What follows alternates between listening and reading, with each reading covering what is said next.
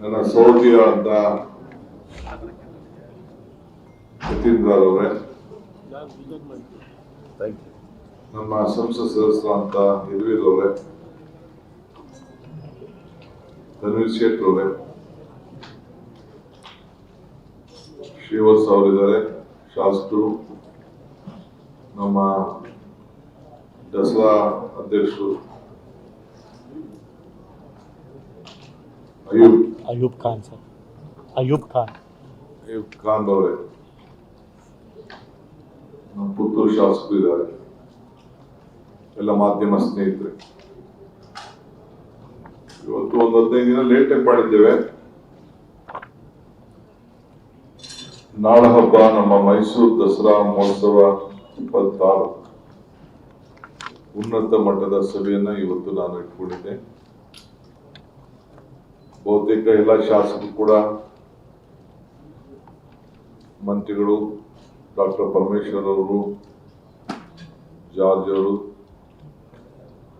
ಎಲ್ಲ ಶಾಸಕರು ಕೂಡ ಎಲ್ಲ ಪಕ್ಷ ಬಿಟ್ಟು ಒಗ್ಗಟ್ಟಿನಿಂದ ದಸರಾ ಯಾವ ರೀತಿ ಒಂದು ಪರಂಪರೆಯನ್ನ ನಾಡಹಬ್ಬ ಆಚರಣೆ ಮಾಡ್ತೀವಿ ಆ ರೀತಿ ಮಾಡೋದು ಅನ್ನೋದು ತೀರ್ಮಾನವನ್ನ ಮಾಡಿದ್ದೇವೆ.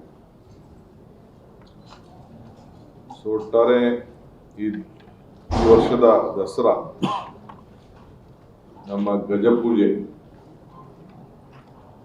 26 ಆಗಸ್ಟ್ 26 10 ಗಂಟೆಗೆ ನಡೆಸಲು ಈಗಾಗಲೇ ನಮ್ಮ ಜಿಲ್ಲಾಧಿಕಾರಿಗಳು ಧಾರ್ಮಿಕವಾಗಿ ಎಲ್ಲ ಸಂಪ್ರದಾಯದಂತೆ ಎಲ್ಲ ವಿಚಾರಿಸಿ ಸರ್ಕಾರಕ್ಕೆ ವರದಿಯನ್ನು ಕೊಟ್ಟಿದ್ದಾರೆ. ದಸರಾ ಮಹೋತ್ಸವದ ಉದ್ಘಾಟನೆಯನ್ನ ಅಕ್ಟೋಬರ್ 11ನೇ ತಾರೀಕು ಬೆಳಿಗ್ಗೆ 11:50 ದಿನಾಂಕವನ್ನು ನಿಗದಿ ಮಾಡಲಾಗಿದೆ. ಜಂಬೂ ಸವಾರಿ ನಂದಿ ಧ್ವಜ ಪೂಜೆ 21ನೇ ತಾರೀಕು, ಅದೇ ಅಕ್ಟೋಬರ್ 10 ತಿಂಗಳು 26 ಮಧ್ಯಾಹ್ನ 1:15 ಗಂಟೆಗೆ ನಡೆಸಲು ಈಗಾಗಲೇ ದಿನಾಂಕವನ್ನು ನಿಗದಿ ಮಾಡಲಾಗಿದೆ. ಜಂಬೂ ಸವಾರಿ ಪುಷ್ಪಾರ್ಚನೆ ಕೂಡ ಅದೇ ದಿನ 21ನೇ ತಾರೀಕು ಅಕ್ಟೋಬರ್ 4 ಗಂಟೆಗೆ 10 ಅದನ್ನ ಪರಂಪರೆಯನ್ನು ಉಳಿಸ್ಕೊಂಡು ಮಾಡುವಂಥದ್ದು ಸಂಪ್ರದಾಯವಾಗಿ. ಸೊ ಈಗ ಒಂದು ಅನೇಕ ಸಲಹೆಗಳೆಲ್ಲ ಬಂದಿದೆ.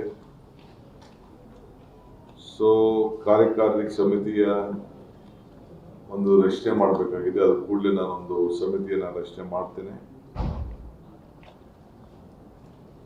ಏರ್ ಶೋ ಕೂಡ ಈಗ ಆಹ್ವಾನವನ್ನ ಸೆಂಟ್ರಲ್ ಗವರ್ಮೆಂಟ್ ಹತ್ರ ರಿಕ್ವೆಸ್ಟ್ ಮಾಡಬೇಕು ಅಂತ ಕೂಡ ಒಂದು ಅಭಿಪ್ರಾಯ ಬಂದಿದೆ. ಅದು ಕೂಡ ನಡೆಸ್ತೇವೆ. ಅವರು ಕೂಡ ಮನವಿಯನ್ನು ನಾನು ಮಾಡ್ಕೊಳ್ತೇನೆ. ಯಾರ ಕೈಲಿ ಅದನ್ನ ಉದ್ಘಾಟನೆ ಮಾಡಿಸ್ಬೇಕು ಅನ್ನೋದನ್ನ ಜವಾಬ್ದಾರಿಯನ್ನ ಇಡೀ ಸಮಿತಿಯವರು ಮುಖ್ಯಮಂತ್ರಿಗಳಿಗೆ ಕೊಟ್ಟಿದ್ದಾರೆ. ನಾನು ಕೆಲವರಿಗೆಲ್ಲ ಚರ್ಚೆ ಮಾಡಿ ಸಮಾಲೋಚನೆ ನಡೆಸಿ ಆ ತೀರ್ಮಾನವನ್ನ ಮಾಡುತ್ತೇವೆ. ಸೊ ಈ ವರ್ಷ ಬರಗಾಲದ ಛಾಯೆ ಕಾಣ್ತಾ ಇದೆ. ಇಡೀ ನಮ್ಮ ಕರ್ನಾಟಕ ರಾಜ್ಯದಲ್ಲಿ ಒಂದೇ ಅಲ್ಲ, ಮೈಸೂರು ಕರ್ನಾಟಕ ರಾಜ್ಯದಲ್ಲಿ ಕಂಪ್ಲೀಟ್ ಇದು ಕಾಣ್ತಾ ಇದೆ.